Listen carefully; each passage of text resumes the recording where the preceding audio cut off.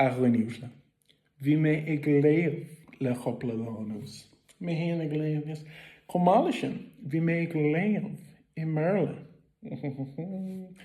Contrary to popular belief, tá mission an Berle live. Agus bhí mé ag léamh an leabhar seo, de Gaeilge Guide, le Mollie Guidera sin. Agus camará bhain mé ansult as an leabhar seo.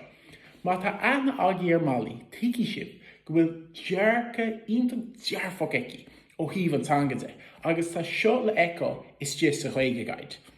Ní amháin sin ach bhain mé ansult as an plé a bhí á dhéad eici má de le úsás an tanga sa látáinú an fálam na tanga, na dearcaí agus na deacrachtaí a bíonn ag daoine leis an Gaeilge.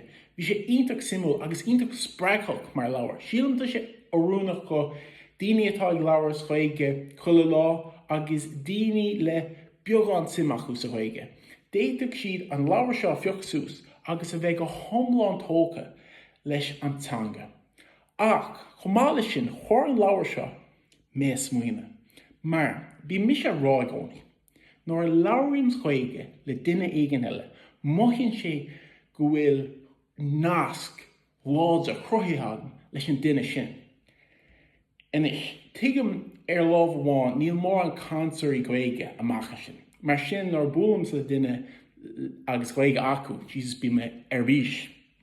Ach, ar an lámh eile, pléann Mollie an chuí nach bhfuil le héad yes agus nó agin I tanga na Gaeilge, agus sílam go chóirans é seo le mo faointe.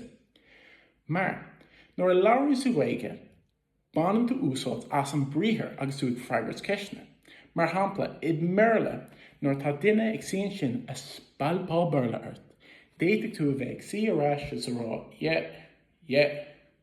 no, yeah, I'll do that, yeah, good man, yeah.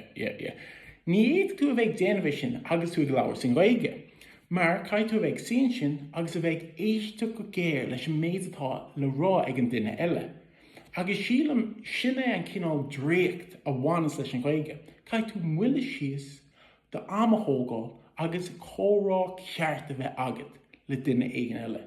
Sílam gur gné áil in é sin faoin tanga. Agus má tá sim agad sa cinál crack seo, agus an dréacht a bhanas leis an Gaeilge, déanaí cinnte an Gaeilge Guide a léamh. Muna bhfuil sim agad sa Gaeilge, le an Gaeilge Guide, agus an sin bé sim agad sa Gaeilge. So, just le an Gaeilge Guide,